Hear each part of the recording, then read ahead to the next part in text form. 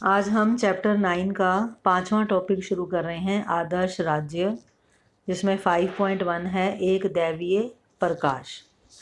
दरबारी इतिहासकारों ने कई साक्ष्यों का हवाला देते हुए यह दिखाया कि मुग़ल राजाओं को सीधे ईश्वर से शक्ति मिली थी। आपको पता है दरबारी इतिहासकार जो हैं ये इतिवृत्त लिखा करते थे और उस इतिवृत्त में जो है वो राजा की ही सारी उसमें तारीफ़ होती थी, राजा के बारे में ही सारा बताया होता था। तो जो दरबारी इतिहासकार थे उन्होंने ऐसे बहुत सारे साक्ष्य दिए, ऐसे बहुत सारे प्रूफ दिखाए ये लोगों को बताने के लिए कि जो मुग़ल राजा हैं इनको ईश्वर से ही शक्ति मिली है, यानी कि भगवान ही चाहता है कि वो यहाँ पर लोगों के ऊपर राज करें और ईश्वर ने इनको एक ख़ास पावर दे रखी है जिससे कि वो शासन करें। तो जो इतिहासकार थे उन्होंने कहानियों के ज़रिए जो है ये बात लोगों को बताई कि राजाओं को, जो मुग़ल राजा हैं उनको एक ख़ास पावर ईश्वर से मिली हुई है।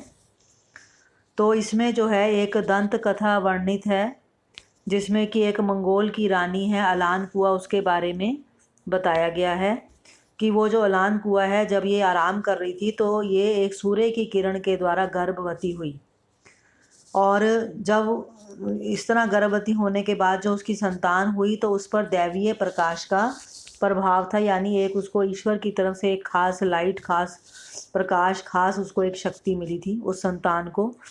और फिर इस तरह से वो जो प्रकाश था वो पीढ़ी दर पीढ़ी हस्तांतरित होता रहा, यानी कि पीढ़ी दर पीढ़ी जो है लोगों में वो जो है मतलब जो उस जैसे उसकी जो अलान कुआ की संतान में वो प्रकाश आया, फिर उसकी आगे संतान में प्रकाश आया, तो इस तरह प्रकाश उन सभी में जाता रहा।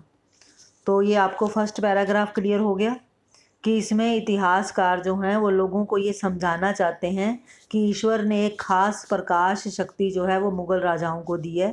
उसके लिए उन्होंने अलान कुआं की कहानी बताई कि जो सूर्य की किरण से गर्भवती हुई और संतान के अंदर एक खास दिव्य शक्ति थी और वो शक्ति जो है बाकी बच्चों में भी आती गई। Next paragraph. अब ये जो ईश्वर है फरेज़ादी, इससे जो भी प्रकाश आया, निश्रित का मतलब होता है जो कि ईश्वर से बाहर से जो ईश्वर ने प्रकाश भेजा, तो वो प्रकाश जिस जिसको मिला उसमें अबुल फजल ने जो है जो मुग़ल राजत्व था, यानी जो मुग़ल राजाओं थे उनको सबसे ऊंचे स्थान पर रखा। यानी कि उसने कहा कि जितना भी प्रकाश ईश्वर से मिला है, दिव्य शक्ति जो मिली है, उसमें मुग़ल राजाओं को सबसे ऊंचे स्थान पर रखा, यानी सबसे पहले उन्हें ही रखा कि सबसे पहला प्रकाश जो आया वो इनके पास आया। तो इतिहासकारों का ये कहना था कि ये जो दैवीय प्रकाश है ये राजा में आता है और उसके बाद ये मतलब ईश्वर ने वो सारा प्रकाश राजा को दे दिया। अब राजा के पास वो सारा प्रकाश है और राजा जो है इसके बाद जो है वो सारी प्रजा के लिए फिर वो आध्यात्मिक मार्गदर्शन का स्रोत बन जाता है। तो इस तरह से दरबारी इतिहासकार जो थे उन्होंने मुग़ल राजाओं को जो ये शासन कर रहे हैं वो उन्होंने बताया कि वो ईश्वर ने उनको एक ख़ास शक्ति दी है, ईश्वर ने ही उनको कहा है कि वो शासन करें। उसके बाद तुम्हें पता है इतिवृत्त में चित्र वगैरह भी बने थे, तो इतिवृत्त में जो चित्र बनाए गए थे उसमें भी मतलब ऐसे चित्र बनाए गए जिससे जो देखने वाला है चित्रों को उसके मन मस्तिष्क पर मतलब प्रभाव डले, यानी कि इस तरह के चित्र बनाए गए जिससे कि लगे कि हाँ वाकई में जो राजा है उसके पास खास ईश्वरीय शक्ति है। तो वो चित्र कैसे बनाते थे? 17वीं शताब्दी से जो मुग़ल कलाकार थे उन्होंने बादशाह को प्रभा मंडल के साथ चित्रित करना शुरू कर दिया, यानी कि जैसे बादशाह है उसके सिर के पास एक वैसे प्रभा मंडल यानी एक लाइट आती सी दिखाई दी कि चारों ओर उसके लाइट है जो कि ईश्वरीय प्रकाश है। तो इस तरह के चित्र बनाने शुरू कर दिए। उसके बाद अगला टॉपिक है आपका 5.2 सुलह कुल। ये काफ़ी इम्पोर्टेंट है सुलह कुल की नीति।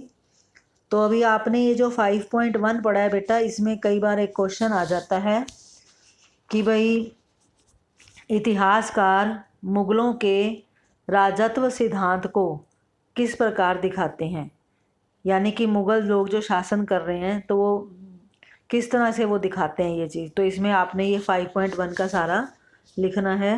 उसके बाद 5.2 है सुलह कुल। सुलह कुल के बारे में अब आप पढ़ेंगे।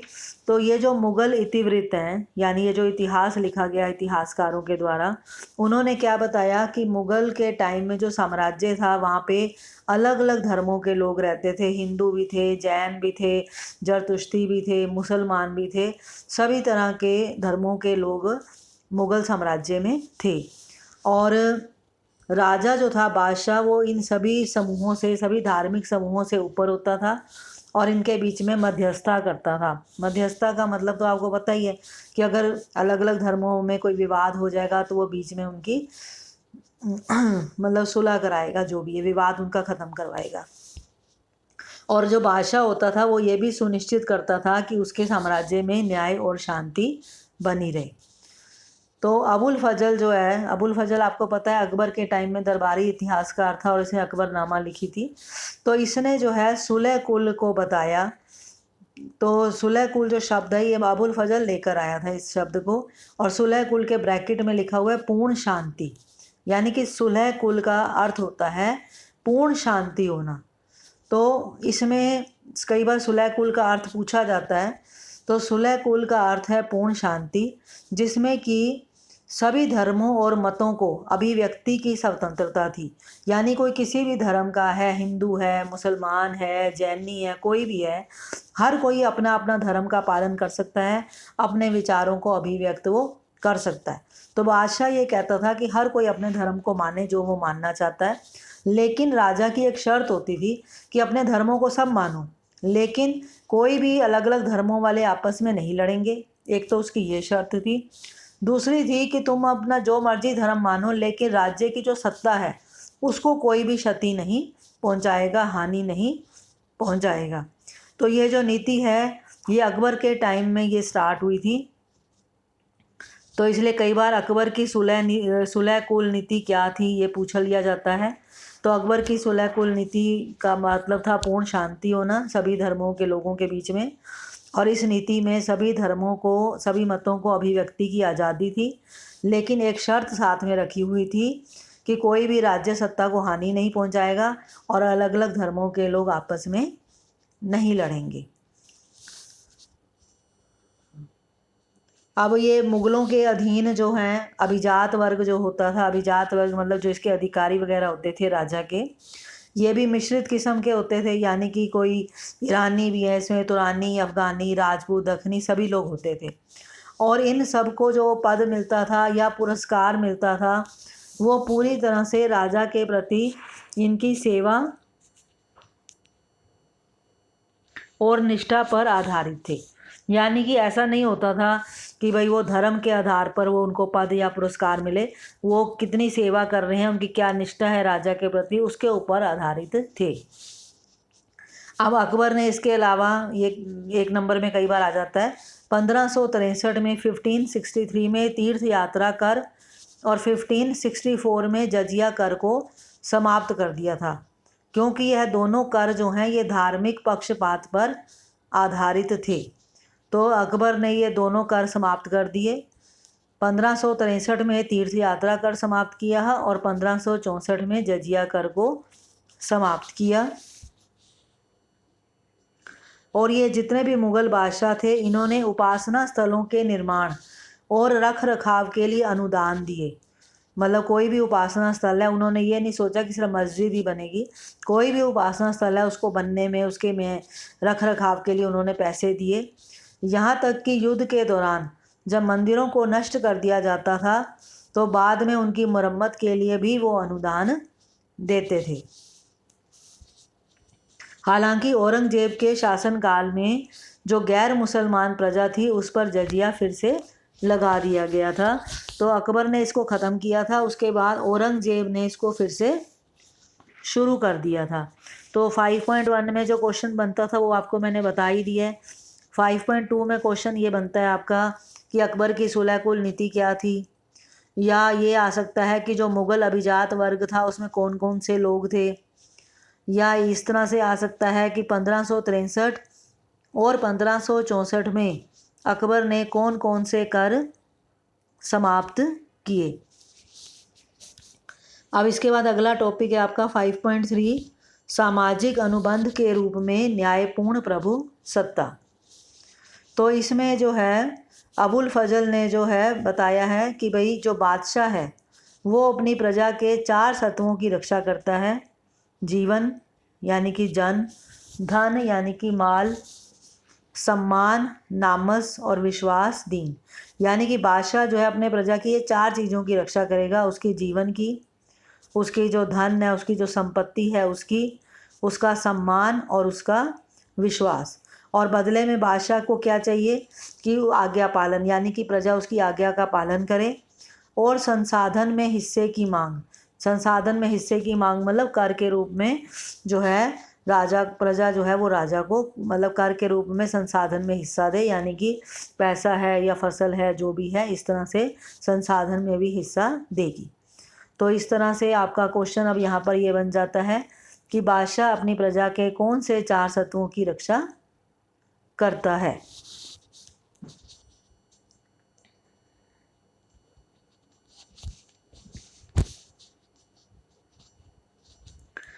अब इसके बाद ये वाला पैराग्राफ पढ़ेंगे। न्याय के विचार के दृश्य रूप में निरूपण हेतु अनेक प्रतीकों की रचना की गई, यानी कि ये दिखाया गया कि भाई मुग़ल टाइम में जो है वो न्याय भी किस तरह से किया जाता था, तो कई उसमें प्रतीक बनाए गए। तो मतलब न्याय के विचार से जो बताया गया कि मुग़ल राजतंत्र में बहुत अच्छा मतलब होता था। तो इसके लिए एक चित्र बना हुआ है। किसका बना हुआ है कि एक शेर है और एक बकरी है, बकरी की जगह गाय भी हो सकता है। और शेर और बकरी जो है वो दोनों एक दूसरे के साथ चिपट कर शांतिपूर्वक बैठे हुए हैं, यानी कि एक कमज़ोर व्यक्ति समझ लो और एक दूसरा समझ लो। तो इस तरह से मतलब वो ये दिखाना चाहते हैं कि जैसे शेर और बकरी चिपट कर शांतिपूर्वक बैठे हुए हैं, तो इस तरह से वो ये दिखाना चाहते हैं कि एक तरफ अगर दुर्बल व्यक्ति है और एक तरफ सबल व्यक्ति है, तो मतलब वो इस तरह आपस में प्यार से रह सकते हैं। तो वो ऐसा मतलब मुग़ल बादशाह ये चीज़ दिखाना चाहते थे कि यहाँ पर दुर्बल और सबल मिलकर रह सकते थे। तो इस तरह से आपका ये जो 5.3 है बेटा, इसमें एक क्वेश्चन ये भी बन जाता है आपका कि मुग़ल साम्राज्य में न्याय के लिए किस प्रतीक को चुना। तो वो प्रतीक आपको पता चल ही गया, और इस प्रतीक को महत्वपूर्ण क्यों माना गया। तो इस तरह से आपने ये 5.1, 5.2 और 5.3 ये आपके तीनों इसमें कवर हो जाते हैं। अब नेक्स्ट आपका आता है 6th टॉपिक है राजधानियाँ और दरबार वाला, जिसमें ये 6.1 जो है राजधानी नगर, इसके बारे में हम पढ़ेंगे।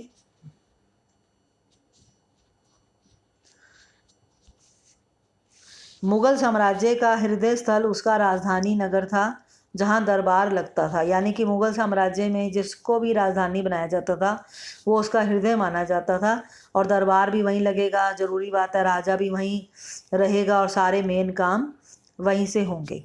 और 16वीं और 17वीं शताब्दी में जो मुग़ल थे उनकी राजधानियाँ बहुत तेज़ी से स्थानांतरित होने लगी, यानी कि वो बहुत जल्दी जल्दी अपनी राजधानियों को चेंज करने लगे।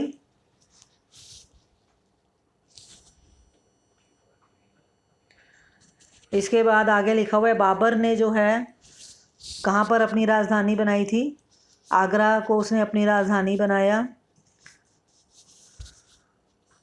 और उसके बाद 1560 के दशक में अकबर ने आगरा के किले का निर्माण करवाया, और 1570 के दशक में उसने फतेहपुर सीकरी में अपनी एक नई राजधानी बनाने का निर्णय किया। इस निर्णय का एक कारण यह हो सकता है कि जो सीकरी अजमेर को जाने वाली ये सीधी सड़क पर स्थित था, जहाँ पर शेख मोइनुद्दीन चिश्ती की दरगाह उस समय एक महत्वपूर्ण तीर्थ स्थल बन चुकी थी। ये तो आपने पढ़ा ही था कि शेख मोइनुद्दीन चिश्ती की दरगाह पे जो है अकबर है ये बहुत बार गए थे, 14 बार गए थे। तो वो दरगाह पर जाने का वहाँ से सीधा रास्ता था, तो इसलिए उन्होंने अपनी राजधानी जो है वो चेंज कर ली।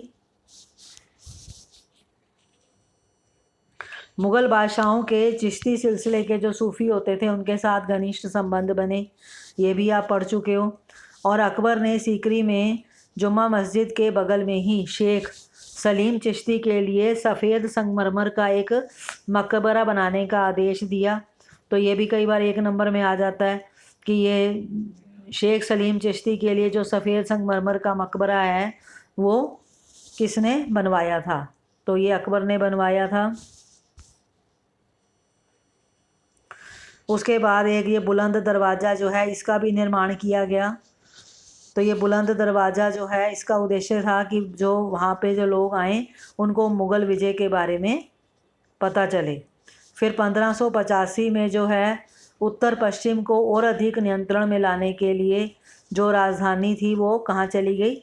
लाहौर में चली गई, यानी कि लाहौर को राजधानी बनाया गया।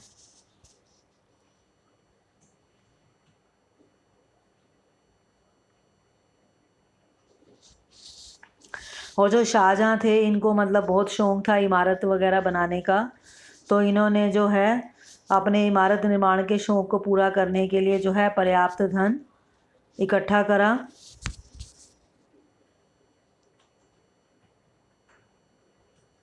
और 1648 में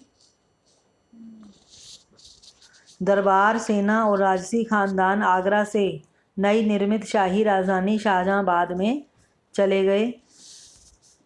तो आपको ये मतलब नेक्स्ट जो राजधानी बनी वो शाहजहाँबाद बनी। यहाँ पर लाल किला,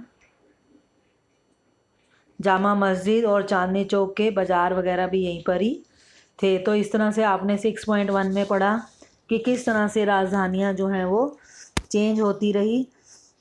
सबसे पहले जो है वो राजधानी जो है वो आगरा थी। उसके बाद ये फ़तेहपुर सीकरी में राजधानी बनी।